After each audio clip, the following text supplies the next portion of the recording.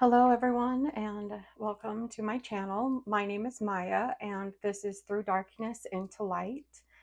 Um, this is going to be my passion project, and I am going to be posting videos about anything pertaining to the self improvement, self love, intuition, energy, possibly love and relationships. We'll see what actually ends up coming up. But for now, my focus is on what we can do to help ourselves improve uh, the ability to live our most authentic and happy lives.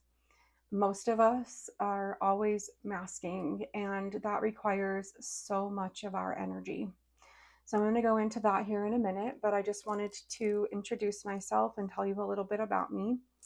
I am a mother of four beautiful children. I have two boys and two girls.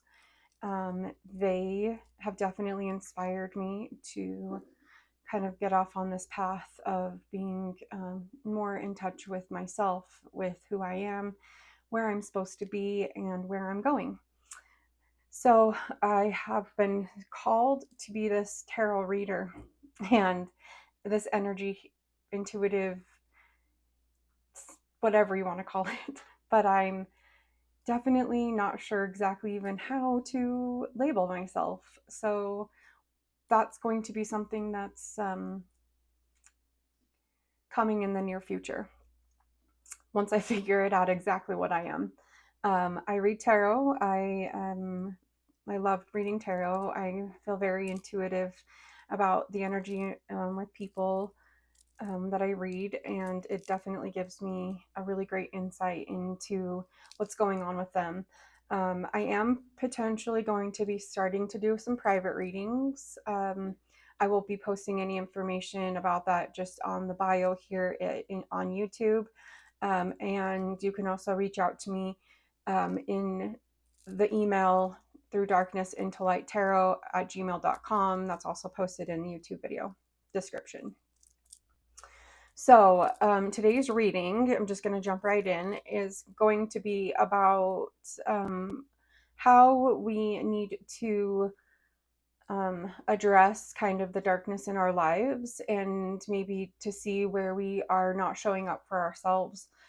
Self-love comes from a very unique place, and a lot of us have not been taught that self-love is important, or we weren't really taught about it when we were growing up. And so as adults, it's a very confusing and hard concept to really understand. It's so easy to love other people because we can see them despite their flaws, but we are inside our brains every single day, and we are constantly being reminded of all of our flaws and all of the things that we are doing wrong. And it brings us into this dark space of not loving ourselves and not giving ourselves credit for what we really have the ability to be. Um, and honestly, I'll be honest, from my own personal perspective and experience, the idea of self love felt like if I'm loving myself too much, then that's selfish. Or if I'm loving myself too much, then I won't have enough love to give my children, my family, the patients. I work in healthcare, so the patients that I was taking care of at the time. And so I poured myself into the relationships that I had with other people because I so desperately wanted to feel like I was filling up their cups, because that was what I was drawn to do. I'm a healer, and I'm a light worker and energy worker, and I wanted to give to other people because that was what I felt called to do, but I was going about it the entirely wrong way. And it wasn't until about 8 months ago that I actually started seeing an amazing therapist. Her name's Amber. If Amber's listening, shout out to Amber. And we really got to the digging about the things that I had been through in my life, the experiences that I had that were uniquely my own, and the way that I was perceiving, from a childhood space of, what self love really means. And learning how to love yourself is extremely hard um, when you haven't been taught to do it from a young age. So for me, I felt so awkward, standing in front of the mirror telling myself I love you, you're beautiful, you're kind, you're amazing, you love other people with your whole heart, and you have potential, and you have a calling here on this earth to give light and love to others. It felt awkward. It felt so not normal. I mean, I don't even know how to explain it. It felt, honestly, the first few times, for the first little bit, it felt icky. It felt yucky. It felt like a lie. I'm not going to lie. Um, so, but I persevered because every single time that I would meditate or pray or, listen to other people talking about their journeys, about how important loving ourselves is something that is not limiting in, it doesn't limit us in the relationships that we have with others. It actually gives us even more. So there's this saying that I've heard a long, long, long time ago, and I won't tell you what it's from because people might judge me, but it's actually the idea that love is not divided, it's multiplied. The more you love yourself, the more you are able to give to others. And the more you're able to show up for yourself, the more you're able to show up for others. So, in that, I just wanted to talk a little bit about in what ways we can show up for ourselves.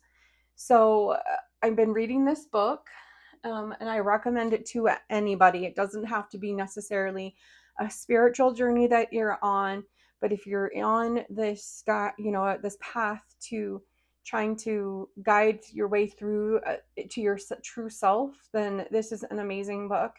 And I was actually I'm not even finished with it yet. I've still got about 3 chapters left, but the person that gave it to me is an amazing woman. She is a Reiki master. She's an energy healer. She's a medium. She's just amazing. And she has been such a guide to me on my healing journey as well.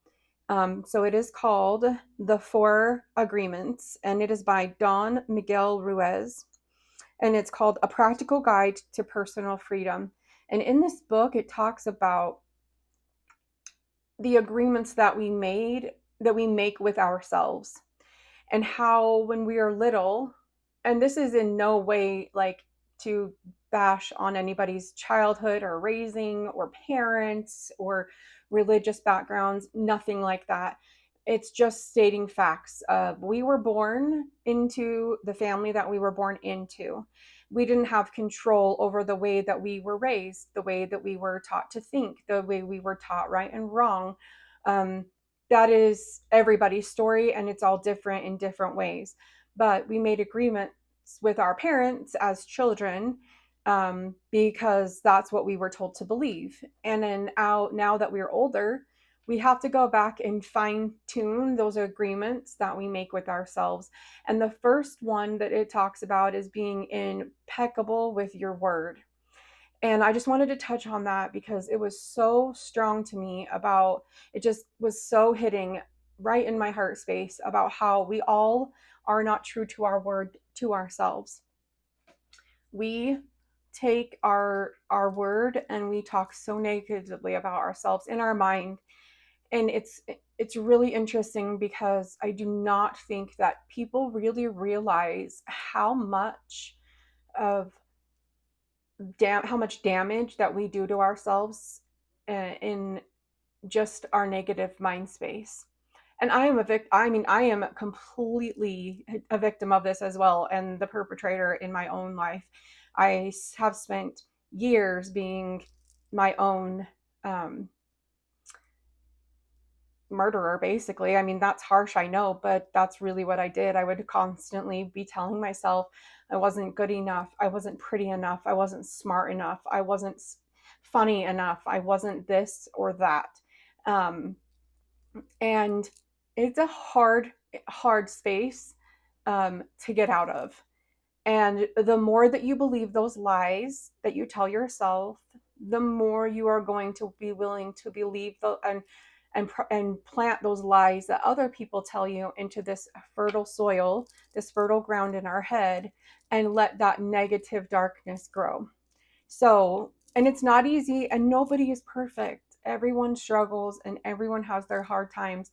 But the more that we try to focus on being honest with ourselves, loving ourselves, not believing the lies that we tell ourselves every day, the less likely we are to be triggered by other people, because we are going to know, oh, well, that person can say I'm stupid, but I know I'm not stupid. And so who cares?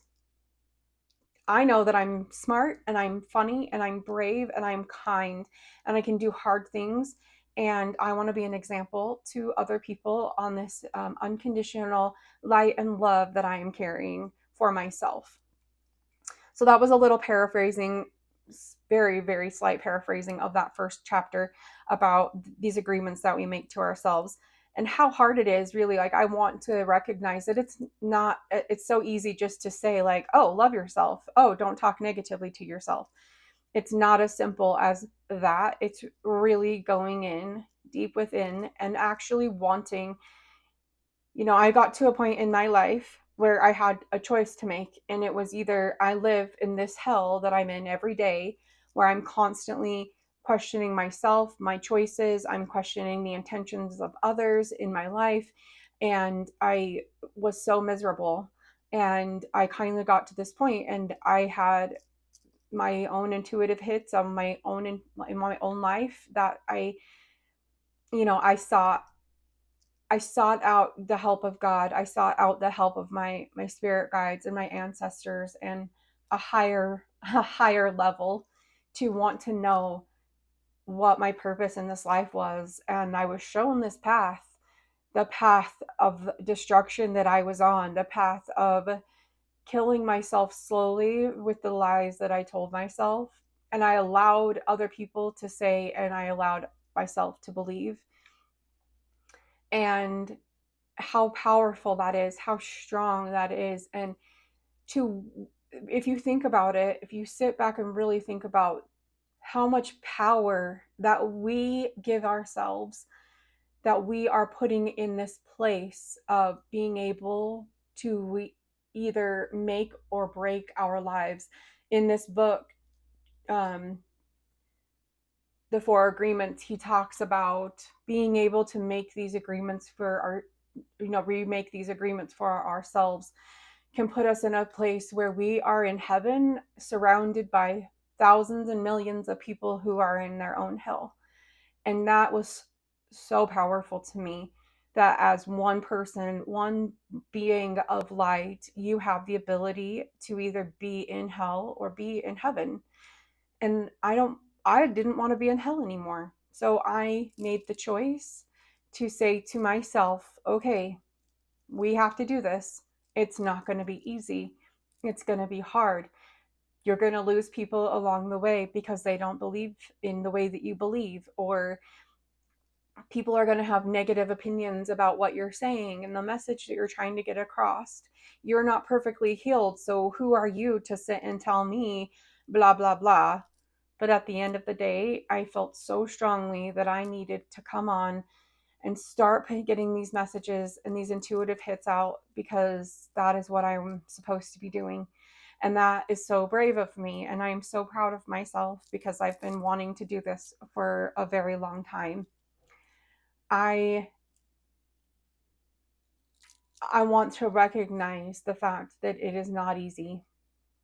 Being vulnerable with ourselves and being vulnerable with others is not easy, but it's the only way to get yourself out of that mental hell and put yourself in a place where you can be in heaven, where you can have heaven on earth, and you can teach your children and you can surround your people.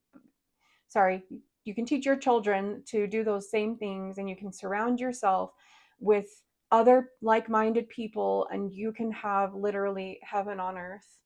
And I'm starting to experience that. I have met so many new like-minded people who are so brave and so inspiring.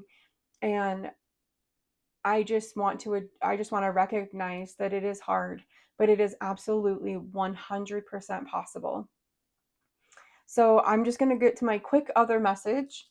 And last night I was really, really late. I won't tell you how late it was, but I was kind of asking Spirit if we could kind of talk about like what I needed to talk about today in this reading.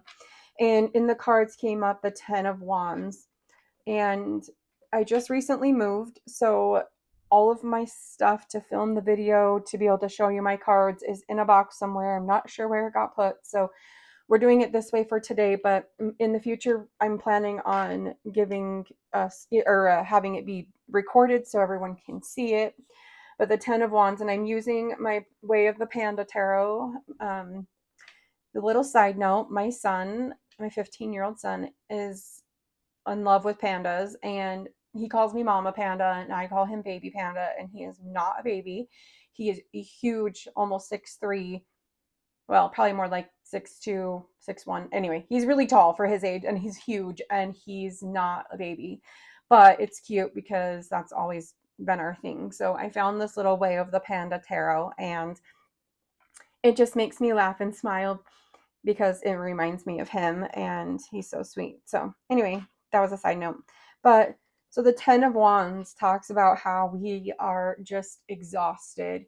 We have been carrying our burdens and we need a freaking nap. Like, just want to lay down, curl up, put the whole world on pause, and just kind of try to retake, like get a breather, retreat back into not having to carry these heavy burdens that we were carrying anymore. But the 10 in tarot talks about, it's like the end, right? Like you've reached the end of this very, very long journey, and there's this new and beautiful light ahead. And the next card was the Ace of Cups. And the Ace of Cups is so beautiful. It talks about new love, relationships, fulfillment in, it's not just romantic, but it can also just be like in loving in relationships. And it also can talk about the love that we have for ourselves. So all in this tarot deck, there's a card that's called Dream Space, and it is so cute. It's got a little panda sitting. It's all like the dark night sky, but it's not just black. It's like blues and purples and indigo, and the stars are shining. And in his hands, he's holding this beautiful, it almost looks like a sapphire to me, but it's not because it's like blue and purple and indigo as well. But it's this beautiful crystal heart. And it talks about that we are going to, he talks about he's going to give himself our heart. No, so sorry. He's going to give us his heart, and the power in that heart is going to give us all of the love and the bravery and the willpower to be able to go and achieve our dreams. Basically, it's like if you can dream it, you can do it. Then the next card was the Six of Cups.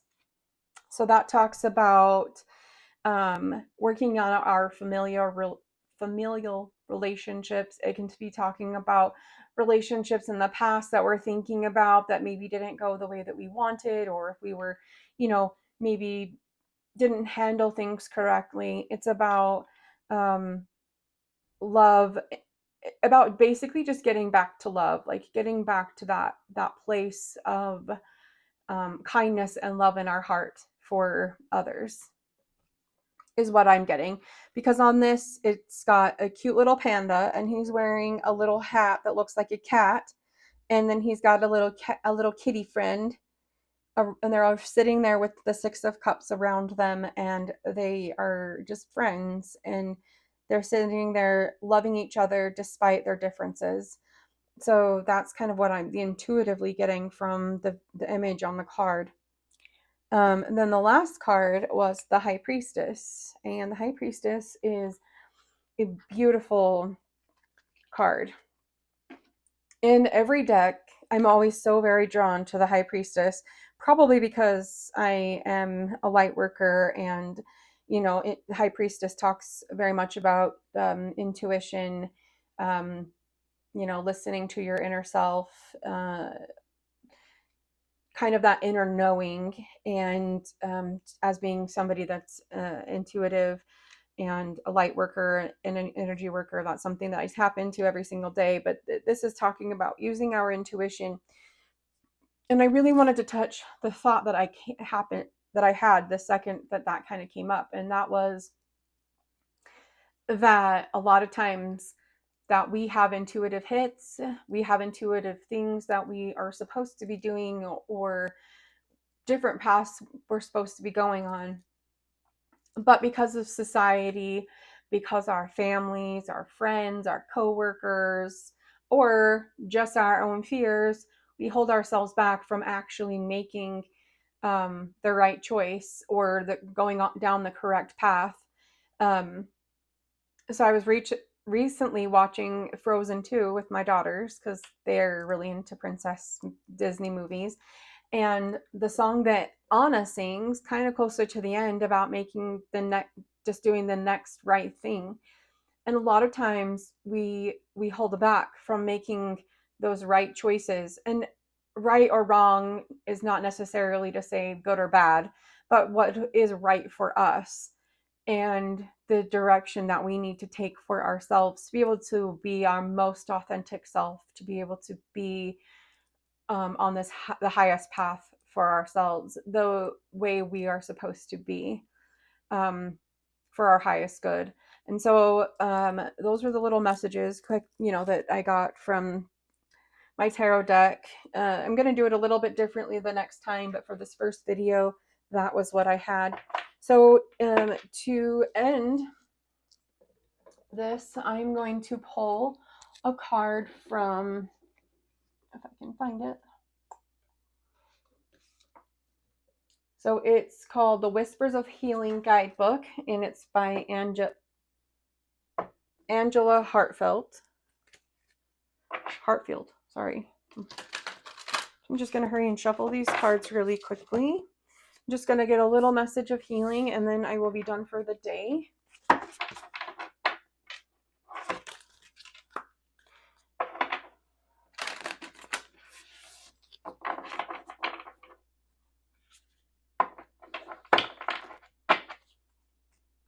All right, Spirit, can you please give us a message of healing and guidance for today? What message do you have for the people who will be listening in this collective reading? Oh, wow, okay. Interesting. So the card that came out was awareness. And I really wish this was on camera because these pictures in this deck are absolutely beautiful. So I don't even know how to describe it. Anyway, it's just beautiful. But it's got like a big, huge shell on it, and it's got a baby right in the middle of it. And then it's got all of this like sea life and sea creatures around it, and a rainbow and nature, and it's just so beautiful. Okay, so I'm just going to read you the message. It's not super long, but I'll read it really quickly to you. So it says, no matter what is happening in your life right now, spiritual, oh my gosh, okay, we're going to start again. I'm so sorry. I struggle to read sometimes. I have recently got diagnosed with severe ADHD, and reading in front of people has always been something that's so hard for me because my brain wants to go faster than my mouth can move. So one more time, I apologize. Okay, awareness. No matter what is happening in your life right now, spirituality can assist you in making sense of what is going on. It can help you find perspective or give meaning to you on your purpose. How aware are you of your spiritual well-being? When you are facing a crisis, having a strong spiritual foundation is valuable. Knowing there is a bigger picture that is yet to be revealed can bring you support and comfort.